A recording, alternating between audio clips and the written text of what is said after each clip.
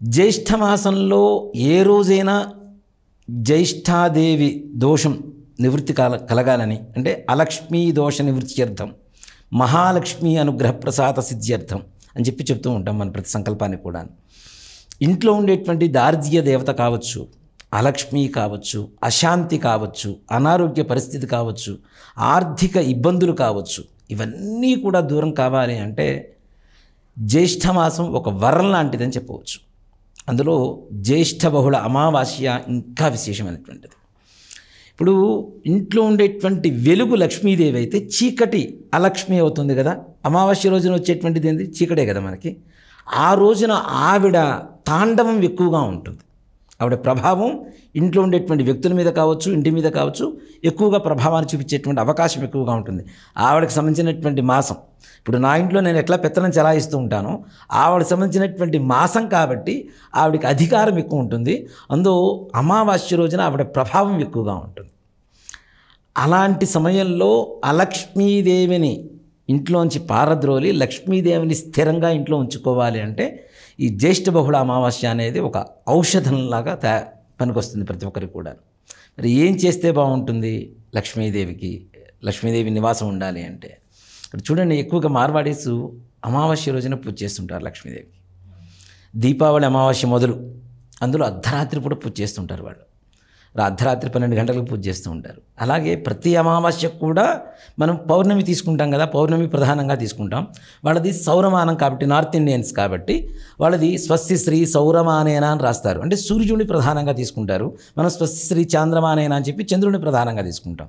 అంటే వాళ్ళకి అమావాస్య మంచిది, మనకి పౌర్ణమి మంచిది. వాళ్ళు పౌర్ణమిని విసర్జిస్తారు. పౌర్ణమి రోజున ఎలాంటి మంచి పనులు చేయరు, వాళ్ళు విసర్జిస్తూ ఉంటారు.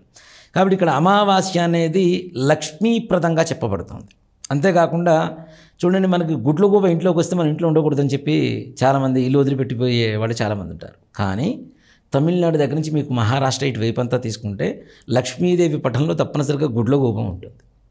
అంటే లక్ష్మీదేవి యొక్క వాహనం ఎవరు అంటే గుడ్ల గూబ అని చెప్పి, అంటే మనం ఏదైతే అలక్ష్మి అనుకుంటున్నామో వాళ్ళకి లక్ష్మిగా భావిస్తూ ఉంటారు. నార్త్కి సౌత్కి ఉండేటువంటి తేడా అదే ఉంటుంది, దక్షిణ ఉత్తర భారతదేశాల్లో ఉండేటువంటి తేడా. ఇక్కడ మనం ఉంటున్నది దక్షిణ భారతదేశంలో కాబట్టి అమావాస్యని మనం చెడుగా తీసుకొని ఉన్న చెడుని వదిలించుకోవాలి, మంచిని చేకూర్చుకోవాలి అనే సంకల్పంతో ఉంటాం. కాబట్టి లక్ష్మీదేవి అనుగ్రహం కావాలి అనుకునేటువంటి ప్రతి ఒక్కరూ కూడాను అమావాస్య రోజున ఏదైతే ఉంటుందో, రేపు జూలై 5వ తారీఖు శుక్రవారం రోజున, శుక్రవారం కూడా కలిసి వస్తుంది మనకి, పొద్దున్నే ఇల్లు కడుగుతాం కదా, మనం ఇల్లు చిమ్ముకుంటాం, మొత్తం శుభ్రంగా తుడుచుకుంటాం. ఈ తుడుచుకునేటువంటి నీళ్లలో కొద్దిగా ఈ క్రిస్టల్ సాల్ట్, దొడ్డుప్పు ఉంటుంది కదా, అది కొద్దిగా వేసి, చాలామంది పెనాయిల్ ఇవన్నీ వేస్తుంటారు, ఇవన్నీ కామన్. కానీ దొడ్డు ఉప్పు వేయటం వల్ల, వేసి ఆ నీళ్లతో ఇల్లు మొత్తం శుభ్రంగా చేయడం వల్ల తప్పనిసరిగా లక్ష్మీదేవి నివాసానికి ఆవాసంగా ఉంటుంది, అవకాశంగా ఉంటుంది.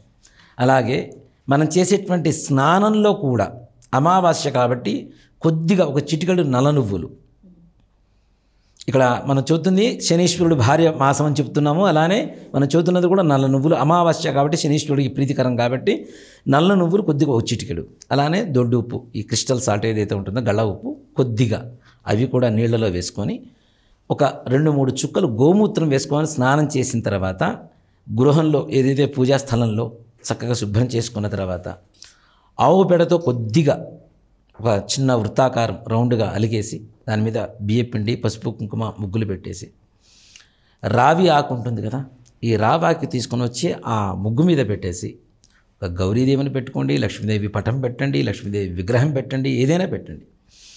లక్ష్మీ అమ్మవారికి మీ మనస్సులో ఉండేటువంటి సంకల్పం చెప్పుకొని ఇదే రాత్రిపూట చేస్తే విశేషమైనటువంటి యోగం కలుగుతుంది. అవకాశం లేనటువంటి వాళ్ళు ప్రొద్దున్నే చేసుకున్నా కూడాను, ఇది కూడాను ఉదయం 6 గంటల నుంచి 7 గంటల లోపల శుక్రహోర ఉంటుంది. శుక్రహోర అంటే లక్ష్మి కాబట్టి ఆ సమయంలో కానీ, లేదా సంధ్యా సమయం, సాయంత్రం 6 గంటల నుంచి మరలా 7 గంటల వరకు మరలా శుక్రవారం శుక్రహోరం ఉంటుంది కాబట్టి ఆ సమయంలో కానీ, కుదిరితే రాత్రి 9 గంటల తర్వాత కానీ ఈ లక్ష్మీదేవిని అమ్మవారికి అష్టోత్తరంతో రక్తాక్షతలు, ఏవైతే ఎర్రటి అక్షతలు మనం కుంకుమ కలుపుకున్నటువంటి అక్షతలు ఉంటాయో, లక్ష్మీదేవికి అష్టోత్తరంతో పూజ చేసి పాయసం నివేదన పెడతారో ఆ ఇంట్లో అలక్ష్మి అనేది వెళ్ళిపోయి లక్ష్మీదేవి స్థిర నివాసమై ఉంటుంది. అంటే వాళ్ళు అనుకునేటువంటి సమస్త కోరికలు కావచ్చు, వాళ్ళకి కావాల్సినటువంటి ఆర్థికపరమైనటువంటివి కావచ్చు, అనారోగ్య సమస్యలు కావచ్చు, సంతాన సమస్యలు కావచ్చు, ఇలా పిల్లలు మాట వినకపోవడం కానీ మనం చెప్పుకునేటువంటి మనోసంకల్పం మాత్రమే అక్కడ ప్రధానమవుతుంది. మంత్రాలు, పెద్ద పెద్ద మంత్రాలు కావాలి, పూజాలు కావాలి, ఇదంతా కూడా అక్కర్లేదు. మనోసంకల్పంతో అంటే దేవతలకు ఏ భాష అయినా తెలుస్తుంది కాబట్టి ముఖ్యంగా మన భాషలో, మనకు తెలిసిన భాషలో చక్కగా అమ్మవారి సంకల్పం చెప్పుకొని అష్టోత్తరం పూజ చేసి, ఈ అష్టోత్తరం కూడాను ముఖ్యంగా ఇది మల్లెపూల సీజన్, మల్లెపూలు వస్తున్నాయి కాబట్టి మల్లెపూలతో చేయడం ద్వారా మన మనస్సులో ఉండేటువంటి ఇచ్ఛ ఏదైతే కోరిక ఉంటుందో అది తొందరగా నెరవేరుతుందని చెప్పడానికి మంచి అవకాశం ఉంటుంది. అంటే అన్ని మాసాల్లోకెల్లా ఇది మాత్రం ప్రత్యేకమైన అమావాస్యగా దారిద్ర్యం పోగొట్టుకోవడానికి ముఖ్యమైనటువంటి మాసంగా అందులో అమావాస్య, బహుళ అమావాస్య, జ్యేష్ఠ బహుళ అమావాస్య అనేది చాలా విశేషమైనటువంటి రోజు.